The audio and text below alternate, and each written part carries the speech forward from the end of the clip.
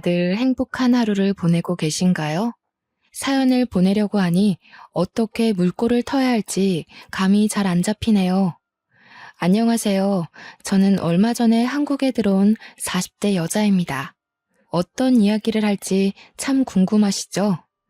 제 이야기는 전 남편과의 징글징글한 이야기입니다. 그럼 지금부터 속 시원하게 한번 털어보겠습니다. 제 남편은 말 그대로 개천용, 개천에서 용이 난 케이스였습니다. 술독에 빠져서 늘 정신을 못 차리고 술주정을 부리는 시모에 노름판에 빠져서 돈을 벌기는커녕 빚만 늘리는 시부, 거기다가 어릴 때 사고를 쳐서 애까지 하나 달고 있는 시동생까지 개차반 가족이었습니다. 그중 유일하게 정상으로 보이는 게 제 남편이었죠. 그런 가정 환경을 가진 남자와 결혼을 했다고 하니 주위에서는 모두 저에게 이혼을 하라고 했습니다. 저보고 불쌍하기는커녕 오히려 멍청이라고 부르더라고요. 사실은 몰랐습니다. 남편의 집이 그런 개차반인지 상상도 못했어요. 남편은 저에게 고아라고 했고 고아원에서 자랐다고 했습니다. 그래서 우리 집에서는 오히려 쌍수를 들고 환영을 했죠. 귀한 딸 시집살이 시킬 시댁이 없다고 하니 얼마나 좋았겠어요. 남편은 저를 속이려고 속였던 게 아니라고 했습니다. 실제로 고아원에 어릴 때 맡겨서 성인이 되어 고아원에서 쫓겨날 때까지 수모를 참으며 살았다고 했습니다.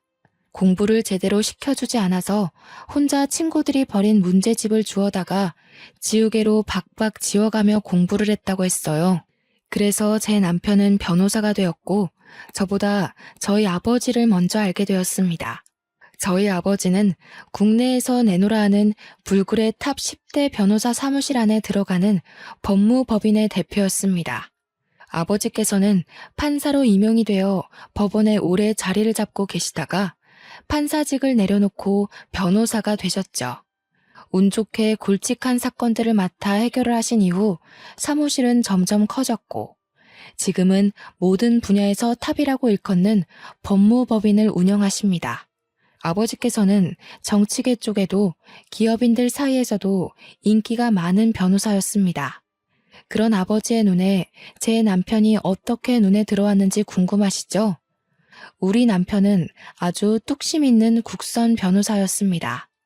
아주 진창으로, 나락으로, 가난한 사람들을 대변하는 그런 변호사였어요. 뚝심이 어찌나 강한지 주위에서 아무리 흔들어도 꿈쩍없는 사람이었습니다. 아버지께서는 그런 제 남편을 너무나도 마음에 들어 하셨고 하루라도 빨리 본인의 사무실로 스카우트하고 싶어 하셨습니다. 몇 번의 제의를 했지만 그때마다 거절을 당하셨다고 했어요. 남편은 가난한 사람들을 도와주고 싶다고 커다란 회사에 들어가 굵직한 사건만 맡으면 소외된 사람들은 누가 변호해주냐고 했다고 하더라고요. 그러면 그럴수록 우리 아버지의 마음에는 가득히 제 남편이 담겼다고 했습니다. 그날은 어머니의 심부름으로 아버지께 물건을 가져다 드리러 사무실에 방문한 날이었는데 그날도 아버지께서는 제 남편을 회유하러 부르셨어요. 남편은 거절을 하고 나오고 저는 아버지의 사무실로 들어가는 순간 마주쳤습니다. 저는 남편에게 정말 한눈에 반하고 말았습니다. 아버지의 사무실에서 멀끔하게 나오는 그 모습에 두 눈을 빼앗기고 말았습니다. 저는 아버지께 당장 달려가 저 사람은 누구냐고 물어보았죠. 아버지께서는 아주 뚝심이 있는 남자라면서 저에게 모든 이야기를 해주셨어요. 스카우트하고 싶은데 죽어도 넘어오지 않는 사람이라면서요. 저는 그날 하루 본 제 남편의 얼굴이 잊혀지지 않아서 시름시름 앓았습니다.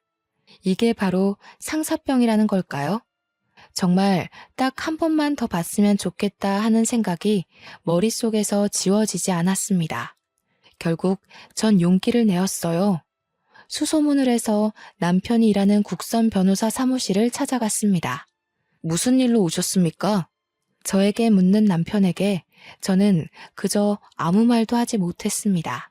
제가 무슨 사정이 있나 보다 하고 잠자코 저를 기다려 주었는데 그 모습도 너무 강단 있어 보이고 멋있더라고요. 저는 솔직하게 이야기했습니다. 제가 누구 딸인지 말이죠. 그러자 저한테 사무실까지 따님이 찾아올 거라 생각도 못했다면서 이미 제안은 거절했다고 했습니다. 저한테 그게 무슨 상관일까요? 아버지 회사랑은 관계없이 찾아온 거여서 저는 당당하게 데이트 신청을 했습니다. 그러자 얼굴이 새빨갛게 변하면서 말을 잇지 못하시더라고요. 저는 그 뒤로 매일같이 국선 변호사 사무실을 출입했습니다. 도시락을 싸들고 가기도 하고 직원분들의 커피를 바리바리 싸들고 방문을 하기도 했죠. 처음에는 부담된다며 거절하더니 제가 들은 척도 안 하고 계속 방문하자 포기한 듯 싶었습니다. 직원들은 오히려 제가 가져올 간식거리들을 기다리는 듯 했어요. 그렇게 3개월을 내리 출석했더니 저에게 이야기 좀 하자고 하더라고요. 저는 드디어 저에게 기회가 온 것이라고 생각했습니다. 같은 사무실을 사용하는 다른 변호사들도 모두 저한테 잘해야 된다고, 저 같은 여자를 잡아야 한다고 입김을 불어넣고 있었거든요. 솔직히 우리 어머니께서 아버지에게 얼마나 지극정성인지 크고 잘하면서 배웠기 때문에 저도 내조만큼은 정말 잘할 수 있었어요. 든든한 처가의 뒷배까지 생기는 건데 당연히 저를 잡아야 하는 거 아니겠어요? 그런데 제 남편은 저를 불러내어 아주 음울한 이야기들을 쏟아내었습니다. 나는 고아예요. 우리 부모는 나를 버려두고 방치했고 결국 고아원에 가게 되었습니다. 지긋지긋한 사람들이었어요. 당신은 항상 행복하고 예쁜 것만 보고 자랐을 거 아닙니까? 나는 그런 당신이 너무 부담스럽습니다. 저에게 솔직하게 이야기한다면서 제가 부담스럽다고 하는데 눈물이 왈칵 터지더라고요. 그러더니 뒤돌아서 사무실에 들어가 버리더라고요. 저는 이대로 제 사랑을 접어야 하나 했습니다. 처음에는 너무 가슴이 아파서 숨을 쉴 수조차 없었어요. 하루가 가고 이틀이 가자 배가 고프고 의욕이 생기더라고요. 10번 찍어서 안 넘어가는 나무가 없다고 하잖아요. 딱 3일째 되는 날부터 다시 남편의 사무실에 얼굴 도장을 찍기 시작했습니다. 그리고 남편이 저를 쫓아내려고 하는 순간 정면 돌파를 했어요. 제가 부담스럽다고 했지만 저를 싫어하는 건 아니잖아요. 남편은 허를 찔린 듯한 얼굴을 했고 저는 이 남자의 진심을 엿볼 수 있었습니다. 이 사람은 정말 나와 자신의 집안 차이나 살아온 모든 것이 맞지 않는다고 느꼈을지언정 저를 좋아하고 있다는 건 확실하다고요. 그래서 저는 더 이상 뒤로 미루지 않았습니다. 이 사람을 끝까지 쫓아다니기로 마음을 먹었죠. 그래서 8개월이 지났을 때 이 사람은 저에게 항복을 했습니다. 제 마음을 받아주기로 했어요. 저는 정말 행복해서 날아갈 것 같았고 남편은 저의 아버지 회사로 스카웃 제의까지 받아들이게 됐습니다. 우리 아버지는 저에게 정말 복덩이라고 하셨어요. 우직한 남편이 아버지의 사무실에 입성하자 아버지는 정말 평생 소원 다 이뤘다는 말을 하셨죠. 저는 이때다 싶어서 남편과 연애 중이라는 사실을 밝혔고 아버지는 아주 놀라워하시면서도 축하를 해주셨어요. 우리 남편이 고아라는 사실을 저희 부모님께서 쌍수 들고 환영했다고 하셨잖아요. 아버지께서는 당장 결혼이라도 하라며 저희를 응원해 주셨습니다. 그래서 저희는 결혼을 준비했어요. 남편이 국선 변호사로 일하면서 모아둔 돈이 별로 없었기에 저희 아버지께서 통 크게 사무실 근처에 아파트를 하나 사주셨고요. 어머니께서는 혼수를 채워주셨습니다. 남편은 너무 면목 없다며 늘 우리 집에 와서 죄인처럼 굴었지만 부모님께서는 남편에게 당당하게 굴으라고 하셨습니다. 어디 가서 절대 뒤처지지 않는 땡땡 법무법인의 변호사라고 기죽지 말라고 하셨어요. 그렇게 저희는 행복한 웨딩 촬영도 하고 신혼집을 꾸미며 결혼식 날만 기다리고 있었습니다. 그런데 사건은 결혼식 당일에 터졌어요. 남편이 고아라고 했기 때문에 우리 가족 모두 그런 줄 알고 있었고 혼주석 또한 비워뒀었거든요. 그런데 결혼식이 시작되기 30분 전에 식장이 조금 소란스러워지더니 혼주석에 떡하니 웬 아줌마 아저씨가 앉아있는 거예요. 저는 신부 대기실에서 소식을 듣고 너무나도 황당해했고 남편은 신부 대기실에 찾아오지도 않았습니다. 저는 이게 어찌된 일인가 싶어서 인사를 드리고 있는 부모님을 황급히 호출했어요. 그러자 어머니께서 제게 오셔서 너무 황당하다며 이야기를 해주시는 겁니다. 글쎄, 이서방의 부모가 맞다네. 분명 고아라고 했었는데 그게 고아원에 버려두고 성인이 될 때까지 찾아오지 않았었나 봐. 그러다가 변호사 되고 돈 잘 번다는 이야기를 어디서 주워 듣고는 수소문해서 오늘에서야 나타난 거라대. 경사스러운 날에 이게 무슨 날벼락이니? 어머니는 정말 걱정스러운 얼굴로 저를 쳐다보면서 말씀하셨어요. 저도 갑자기 하늘이 노랗게 변하는 것 같았습니다. 결혼식이 시작하는 소리가 들리고 진행 요원이 신부 대기실에 와서 입장을 준비하라고 했어요. 이제 와서 도망치기엔 너무 늦었다는 소리였죠. 일단 부딪혀 본 적 없는 시댁 식구들이었기에 결혼식을 올리고 나서 생각해보자는 안일한 생각이 저를 지배했습니다. 남편도 꽤 당황한 듯한 눈치였어요. 힐끗 바라본 신랑 쪽 혼주석에는 한복을 어디서 대여했는지 조금 낡아 보이는 한복을 입고 앉아 계신 남편의 부모님과 시동생, 그리고 갓난 아기가 보였습니다. 저는 이를 꽉 깨물고 아버지의 손을 잡고 입장을 했고 성대한 결혼식을 올렸습니다. 결혼식이 끝나고 정신없이 인사를 드리고 난 뒤 정막이 찾아왔어요. 그때서야 제대로 시부모라는 사람들과 인사를 할 수 있었습니다. 앙큼하게 어디 알리지도 않고 결혼식을 올릴 생각을 했어? 이런 중요한 일에 우리를 찾아와 인사할 생각도 안 하고. 남편은 아무 말도 하지 않았습니다. 저는 너무 당황스러웠고요. 어디서 사는지도 모르는데 어떻게 가서 인사를 드리고 상견례를 진행합니까? 저희 부모님도 똥 밟았다는 얼굴을 하고 계셨습니다. 남편은 신혼여행이 급하니 인사는 다녀와서 드리겠다고 공손하게 대답한 뒤 저의 손을 잡았어요. 제가 너무나도 사랑했던 남편이기 때문에 믿고 신혼여행길로 올랐습니다. 신혼여행길에서 모든 이야기를 들을 수 있었어요. 고아원에서 지낼 때 고아원 원장이 은근슬쩍 친부모에 대해 이야기를 해준 적이 있었다고요. 공부를 잘하니 성인이 되면 한몫할 거라고 넌지시 던졌다고까지요. 친부모란 사람은 아이를 버린 것도 모자라 어린 시동생만 데리고 키우면서 남편에게 빌붙을 준비를 하고 있었던 거였어요. 결국에 변호사가 되고 고아원에 찾아가 수소문을 해서 얼마 전에 연락이 왔다고 했습니다. 남편은 결혼을 한다고만 이야기했고 결혼식까지 찾아온 건 시부모가 스스로 한 거라고요. 저는 그런 남편을 꼭 안아주었습니다. 저라면 친부모고 나발이고 고생할 때 지원은커녕 애를 버리기까지 했는데 그런 사람들이랑은 인연 자체를 끊을 것 같거든요. 그런데 남편은 그래도 낳아준 부모라면서 고아원에 맡겨지기 전까진 행복했던 기억들도 있다고 그 사람들과 인연을 끊지 못했습니다. 그러면서 눈물을 흘리기 시작하는데 저는 안쓰러운 마음이 들면서도 왜 끝끝내 저에게 고아라고 말을 했는지 의문이 들었어요. 미리 언질이라도 해주었으면 결혼을 조금 미뤘을지도 모르죠.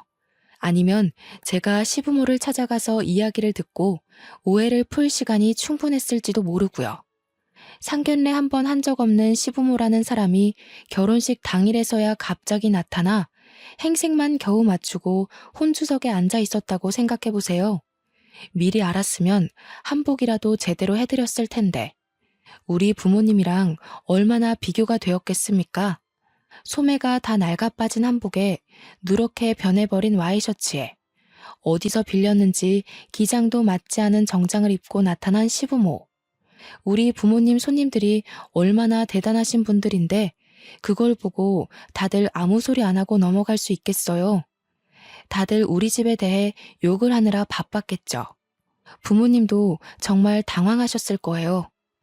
저는 다른 것보다 그게 더 마음이 쓰이더라고요. 아무튼 남편은 저에게 앞으로는 못 볼 걸 보여주지 않겠다고 약속했지만 이미 남편의 표정에는 근심이 가득했어요. 부모님이 어떻게 지내실지 궁금했겠죠. 남편도 정말 20년 만에 만난 부부라며 안절부절 가만히 있질 못하더라고요. 신혼여행의 즐거움은 아주 잠깐이었습니다. 그렇게 서울로 돌아와 신혼집에 들어갔는데 시부모란 사람이 신혼집 구경은 언제 시켜주냐고 연락이 왔습니다. 남편은 집으로 초대를 해도 되겠냐고 물었고 솔직히 친부모인데 제가 거절할 수 없어서 알겠다고 했습니다. 부지런하게 집들이 음식을 만들고 시부모를 초대했습니다. 그 자리에는 당연히 어린 시동생과 갓난 아이까지 오게 되었고요. 집이 아주 궁전이네. 방이 2개만 더 있었어도 우리랑 둘째까지 같이 사는 건데. 저는 그 말에 입을 떡 벌렸죠. 신혼집인데 어떻게 시부모를 모시고 살겠어요? 거기다가 시동생까지요? 제가 남편의 옆구리를 쿡 찌르자 남편은 안 될 소리라고 하면서 지금은 어디 사시느냐 묻더라고요. 저는 그 말을 왜 붙이나 했어요. 지하 단칸방이라도 산다고 그러면 우리 집으로 모실 것 같은 기세였거든요. 남편은 분명 저에게 피해가는 일 없게 하겠다고 호언장담했는데 실제로 친부모를 보니까 그 다짐은 어디다 팔아먹은 건지 우유부단하게 굴었어요. 그러자 시동생이 불쑥 끼어들어서 말을 하더라고요. 우리 그냥 다 쓰러져가는 빌라에 옹기종기 모여 살지. 나야 뭐 애까지 있으니까 그렇다 쳐도 엄마 아빠는 여기 살아도 되지 않나 형? 방 남지 않어? 저기 있는 방. 저기는 우리 아이가 쓸 방이에요. 임신 계획이 있기 때문에 아이를 위해 비워뒀어요. 그럼 애 태어나기 전까지만 같이 살면 되잖아. 우리 엄마 애 잘 보는데. 아니, 애를 잘 봐서 고아원에다가 애를 맡기고 술독에 빠져 산답니까? 저는 남편을 째려봤어요. 그러자 남편이 시동생에게 그만하라며 여기 친정에서 해주신 신혼집이라고 하더라고요. 그래서 사돈 어른 댁은 뭐하는 집안인데 부자야? 제가 지금 다니는 변호사 사무실 대표님이세요. 어마마, 그럼 엄청나게 부자 아니야? 내가 고아원 가서 이야기 들으니까 너 엄청 좋은데 취직했다던데. 우리 며느리가 복덩이네, 복덩어리야. 우리도 그럼 집 한 채 해주나? 저희 집에서 왜 집을 해드려요? 저희 신혼집도 친정에서 해주신 거예요. 제가 정색을 하고 이야기하자 시부모도 시동생도 입을 꾹 다물었어요. 생긴 게 동글동글해서 사납게 굴 거라곤 생각 못 하셨나 보더라고요. 저는 재빨리 음식을 내왔고 음식이 모두 동나자 피곤하다는 핑계로 시댁 식구들을 내쫓았습니다. 남편은 시댁 식구들이 사라지고 나서야 저에게 미안하다고 사과를 했어요. 제가 당신 정말 좋아해서 쫓아다닌 건 맞지만 이런 상황까지 예상했던 건 아니에요. 앞으로 당신이 제대로 처신했으면 좋겠어요. 남편은 알겠다고 고개를 끄덕였어요. 처음의 바램처럼 제대로 된 바람막이가 되어주겠다고 약속했습니다. 하지만 뻔뻔하기 그지없는 시부모들은 저에게 아주 갖은 요구를 해댔습니다. 처음에는 아주 불쌍하게 이야기를 했어요. 당장 뜨끈한 쌀밥이 먹고 싶은데 돈이 없으니 10만 원만 보내달라고 하더라고요. 10만 원이 없어서 허덕이진 않았기 때문에 처음에는 그냥 보내드렸죠. 그런데 매주마다 요구를 하시는 거예요. 10만 원씩. 그러더니 시간이 좀 지나니 달마다 용돈을 달라고 하시더라고요. 50만 원. 매달 50만 원만 붙여주면 우리가 너네 살림에 절대 간섭 안 하마. 우리도 돈을 벌긴 벌고 있는데 손주까지 키우려니 살림이 워낙 빠듯해서 그래. 저한테 비굴하게 비는데 매몰차게 거절할 수가 없었어요.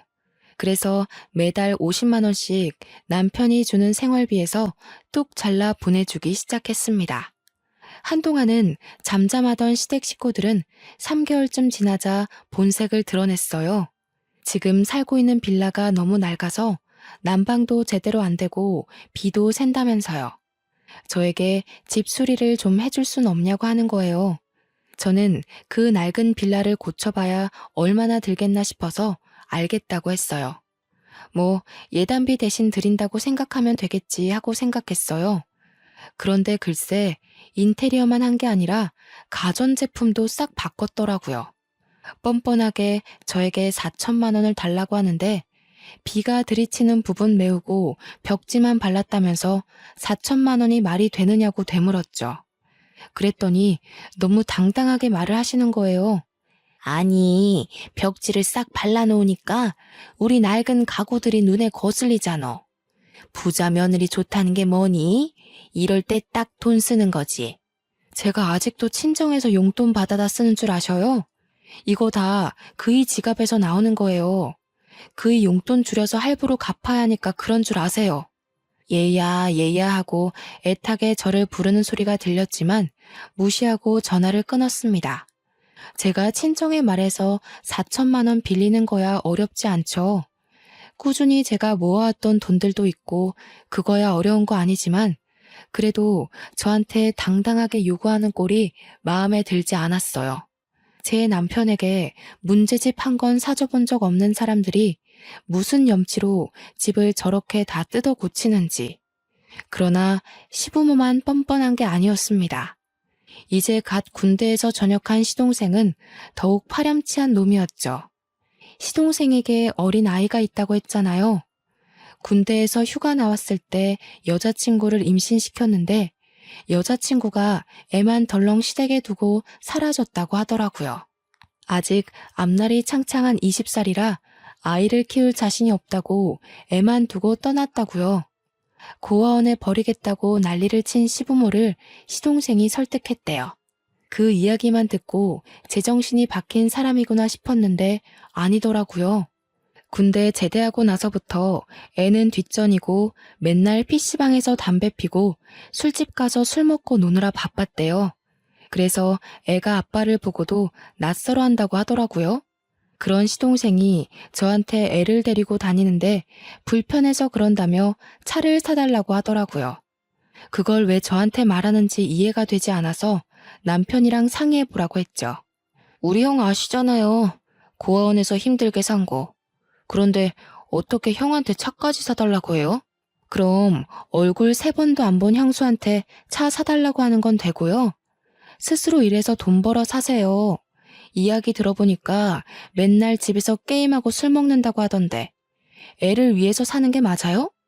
시동생은 형수 너무하네, 있는 사람이 더하다던데 궁시렁거리면서 전화를 끊었습니다. 저는 화가 나서 남편이 퇴근하고 돌아오자마자 이야기를 했어요.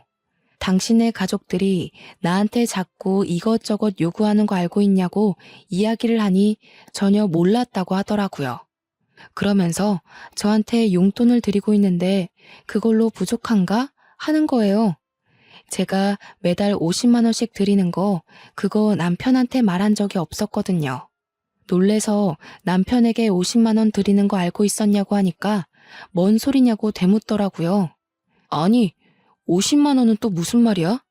내가 매달 100만 원씩 보내드리고 있는데 당신이 돈을 또 보내드리고 있었어? 저는 완전 뒤통수 맞은 기분이었어요. 매달 150만 원씩 저희 부부에게 갈취를 하고 있었던 거죠. 그것도 아주 교묘하게요.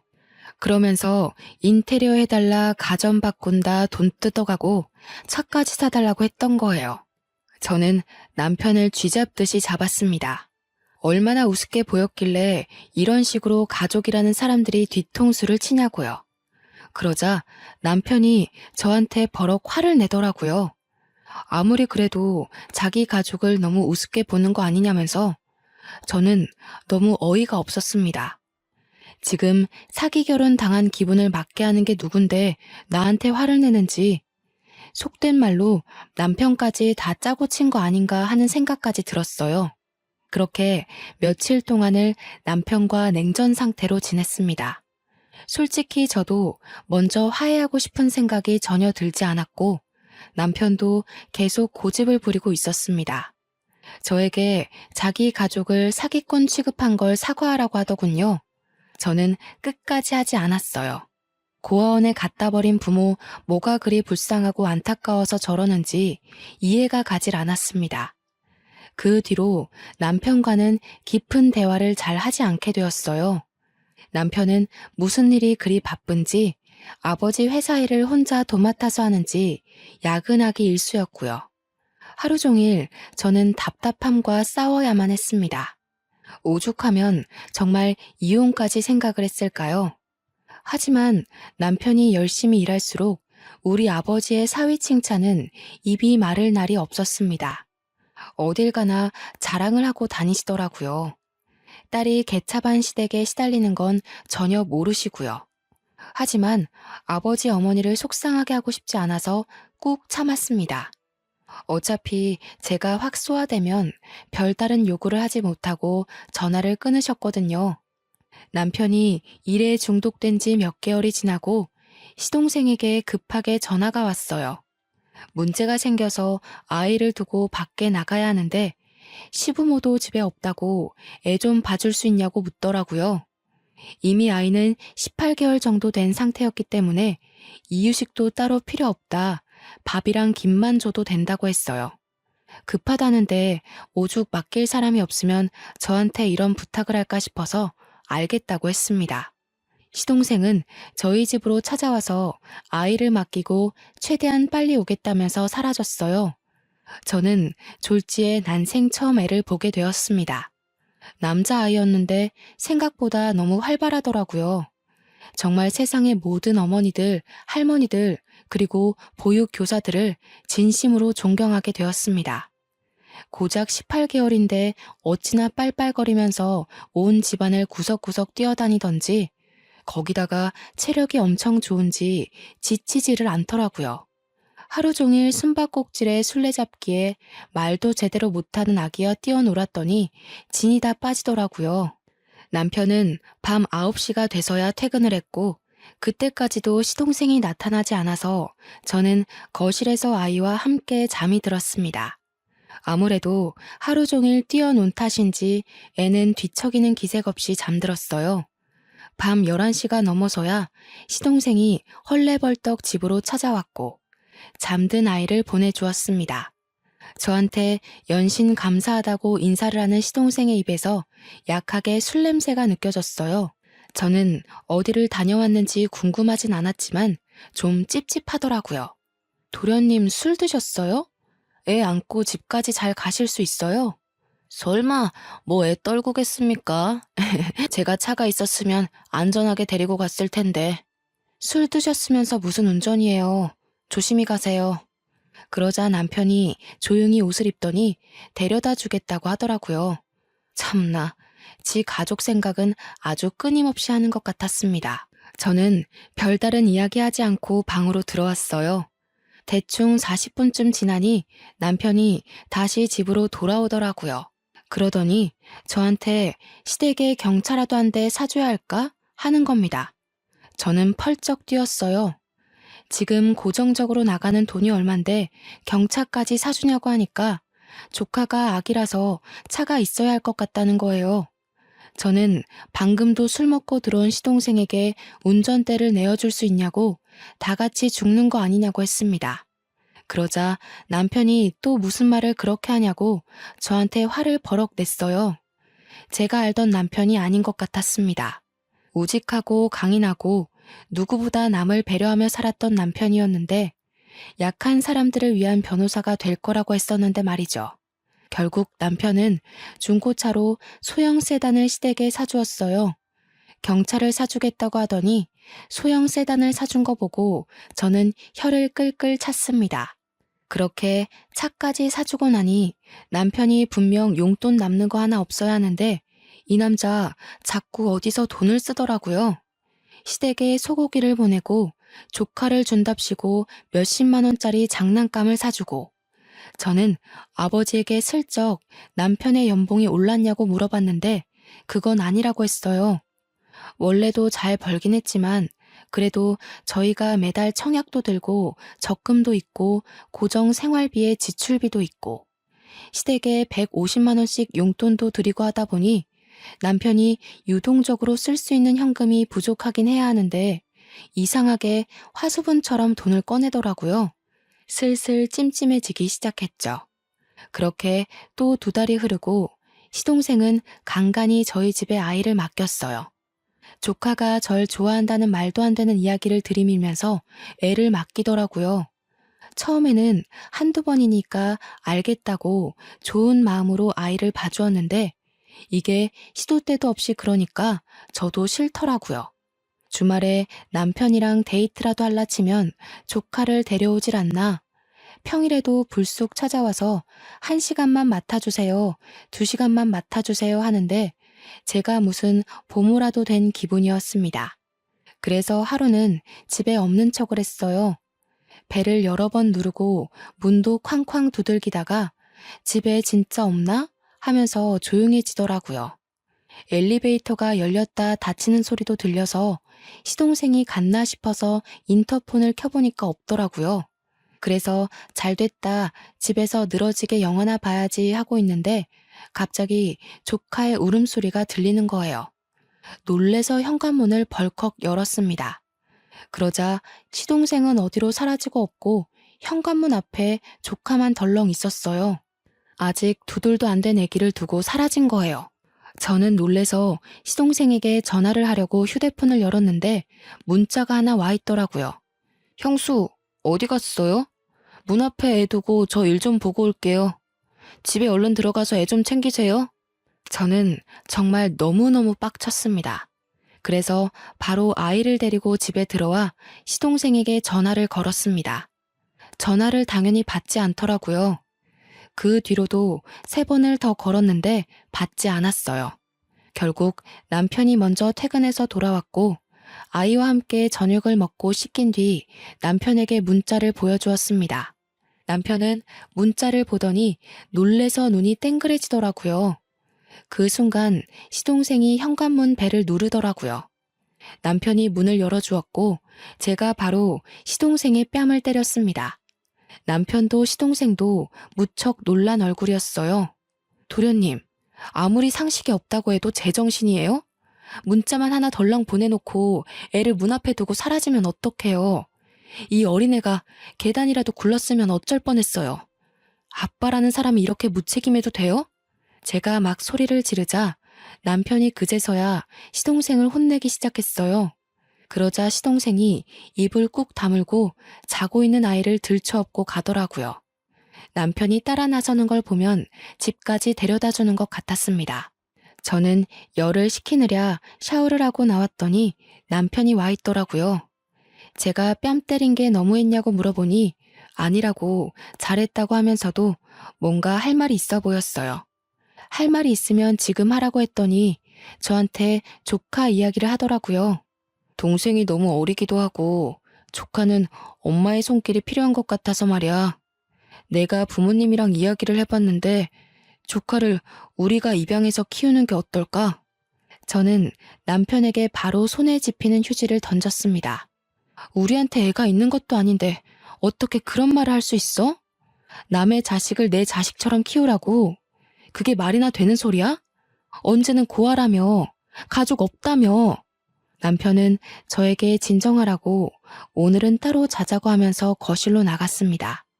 저는 너무 스트레스를 받아서 구토가 확 올라왔어요. 한바탕 변기를 붙잡고 다 토해낸 뒤 겨우 잠이 들었습니다. 그 뒤로 스트레스 탓인지 미열도 자꾸 오르고 식욕도 없고 어지럽기도 하고 그러더라고요. 그러다 일이 확 터졌죠. 시모가 술 먹다가 옆 테이블 아줌마랑 시비가 붙어서 싸움이 났는데 옆 테이블 아줌마를 거의 발로 밟았다는 거예요. 곤죽이 된 피해자가 시모에게 폭행치사 소송을 건 것이었어요. 남편은 난리가 나고 시모는 저에게 우리 아버지 회사 변호사 1명 빵빵한 분으로 붙여달라고 요구를 하고 저는 진짜 저희 부모님 보기 부끄러워서 아무 말도 못했고요. 저한테 계속 전화를 걸어서 변호사가 그리 많은데 자기 일 봐줄 사람 하나 없는 게 말이 되냐고 소리를 치는데 진짜 혀를 깨물고 싶었어요. 시부는 저한테 아들이랑 시모 몰래 50만 원만 빌려주면 100만 원으로 불려서 갚겠다는 헛소리나 하고요. 개버릇 남 못 준다더니 시부는 아직도 노름질을 하고 있고 시모는 술독에 빠져 살고 있었습니다. 남편은 하루하루 말라가고 있었어요.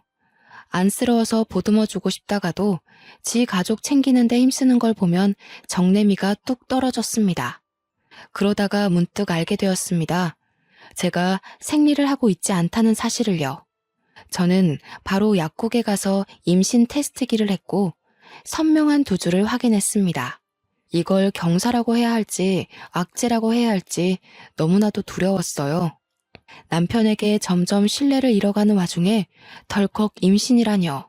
하지만 산부인과에 가서 8주가 됐다는 소견을 받고 아이의 심장 소리를 들으니 모성애가 생기더라고요. 어떻게 해서든 내 아이만큼은 정말 제대로 번듯하게 사랑만 주면서 잘 키워야겠다. 그런 생각이 들었습니다. 그런데 병원에서 제 자궁이 약하다고 하더라고요. 유산기가 있으니까 조심해야 된다고 저 같은 산모들은 30주가 돼도 불안해야 한다고 했어요. 절대로 무리하지 말고 집에서 쉬는 것만 생각하라고 하면서요. 저는 제 임신 사실을 남편과 친정에 알렸습니다. 친정 부모님은 당연히 너무나도 좋아하셨죠. 저에게 벌써 어디 한약이 좋다더라 하시면서 하루빨리 손주를 만날 날을 기대하고 있었습니다. 남편에게는 모든 걸 솔직하게 말했습니다. 제 자궁이 약해서 절대로 스트레스 받으면 안 되고 무리해서도 안 된다고요. 남편은 제 말을 잘 이해한 것 같았어요. 그 뒤로 시부모에게 연락을 받는 일이 없었거든요. 하지만 한 가지 시동생만큼은 여전히 눈치 없이 굴었습니다. 저에게 자꾸만 조카를 맡기고 사라졌어요. 분명 술 먹고 노는 게 맞는데 아니라고 뚝 잡아떼면서 제가 거절하지 못하게 집으로 애부터 들이밀더라고요. 제가 임신 4개월을 넘겼을 시점 조카랑 놀다가 무리를 했는지 배가 조여들게 아파오기 시작했어요. 그때 응급실에 가니 자궁이 많이 약하다고 하면서 집에서 누워만 있으라고 하더라고요. 하지만 뛰어서 놀아주던 조카애가 벌써 2돌을 넘겼는데 가만히 앉아서 놀자고 하면 그러겠다고 할까요? 저한테 더 뛰자고 계속 졸라대기만 했죠. 저는 결국 병원에 입원을 해야 했습니다. 자궁이 수축해서요. 절대 무리하지 말라는 의사 선생님의 신신당부를 듣고 집으로 돌아간 날 남편은 출근을 했고 어김없이 조카가 집에 찾아왔습니다. 도련님한테 피곤해서 애 못 봐준다고 했는데 잠깐만 봐주면 된다고 들이밀고 도망가더라고요. 어쩔 수 없이 조카에게 큰엄마가 피곤해서 자야 하니까 혼자 놀고 있으라고 했어요. 그렇게 저는 아이에게 TV를 틀어주고 침대에 누워 자고 있었습니다. 곤히 단잠에 빠져 있는데 뭔가 꿀렁꿀렁 거리더니 배에 심한 통증이 느껴졌어요.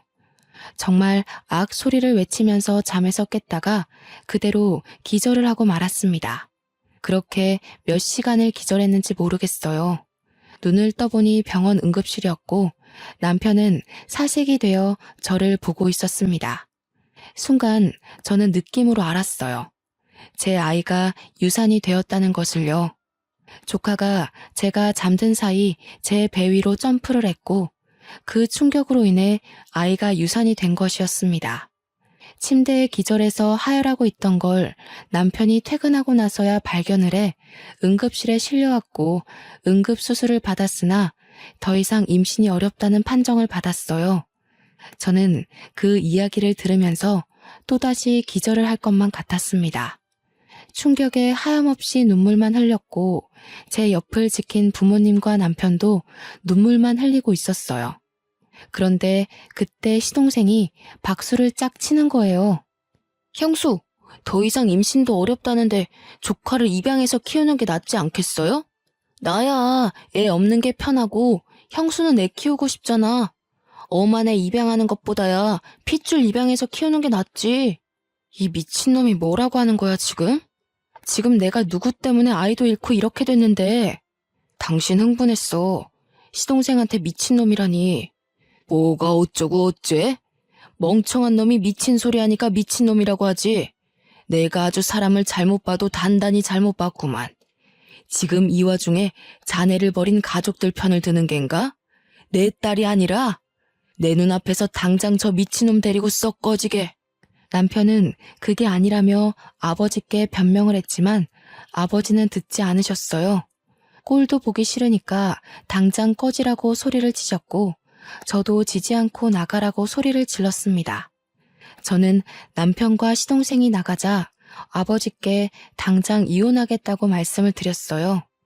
아버지는 제 손을 꼭 잡으며 일단 몸조리에 신경 쓰고 이혼은 그 다음에 바로 진행하자 하시면서 미안하다고 하셨습니다. 자기가 사람 보는 눈이 너무나도 부족했다면서 제 손을 잡고 그렇게 한참을 우셨어요. 저는 부모님을 위로하며 같이 울었습니다. 그렇게 2주일이 넘는 시간 동안 몸의 회복을 위해 노력했습니다. 자궁 초음파를 통해서 자궁 안에 남겨진 찌꺼기까지 깨끗하게 청소하고 제 난소도 확인하고 임신이 어렵다는 판정은 번복되지 않았지만 저는 심리치료까지 병행하며 마음을 다스렸어요. 그리고 집으로 돌아와 남편에게 이혼을 하자고 이야기했습니다. 남편은 당연히 절대 이혼 못 해준다고 했죠. 이혼을 못 해준다니 아쉽네.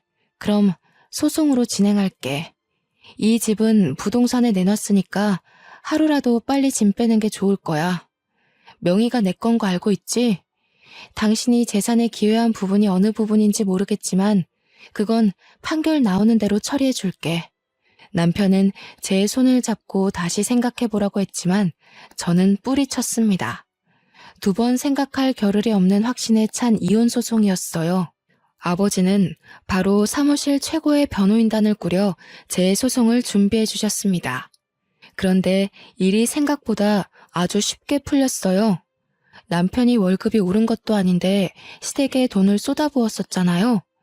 그게 알고 보니 아버지 회사 각종 거래처에서 뒷돈을 다 받고 있었던 거예요. 거절된 의뢰들도 몰래 수임해서 수임료 챙기고 아버지 로펌 이름을 걸고 갑질을 하고 있었던 거죠. 접대도 받고 뒷돈도 받고. 근데 그게 거래처의 장부에서 발견이 되고 수천만 원을 받은 것이 들통이 났습니다. 아버지께서는 그 증거들을 모조리 파헤쳐서 이혼 소송과 별개로 횡령으로도 소송을 걸었어요. 남편은 구속 위기에 처하자 저를 찾아와 울고불고 빌면서 이혼 바로 해주겠다고 용서를 해달라고 했죠. 하지만 전 이미 1번 기회를 줬잖아요. 2번 주기 싫었습니다. 소송은 소송대로, 이혼은 이혼대로 진행이 되었고 아버지의 로펌 간판 덕분인지 일사천리로 진행이 되었습니다. 재산 분할할 것도 전혀 없었던 게 남편이 횡령으로 고소가 되었고 그 횡령한 돈을 시댁에 쏟아부은 정황도 발견되었기 때문이었죠. 벌금도 된통 맞은 것도 모자라 변호사 자격 정지까지 받았으니 쌤통이죠. 인과응보라고 하나요? 결국엔 다 자기 업보로 돌아오게 되어 있습니다.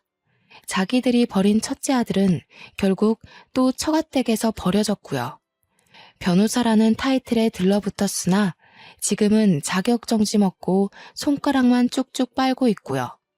저는 유산과 이혼이 모두 정리된 이후 해외에 나와서 물 맑고 공기 좋은 곳에서 몸을 회복했어요. 지금 스위스의 로잔이라는 도시에 온 지 2년이 넘었는데 참 한적하니 좋습니다. 늘 풍경은 다채롭고 제 마음의 감정을 잘 다스려주고 있습니다. 내일은 또 어떤 자연이 저를 감싸줄지 아주 기대가 돼요. 날이 점점 추워지고 있습니다. 감기 조심하시고 항상 행복하게 좋은 것만 보고 지내셨으면 좋겠어요. 저도 곧 한국에 들어갈 예정이라 또 다른 저의 여정이 기대가 되네요. 제 이야기 들어주셔서 감사합니다.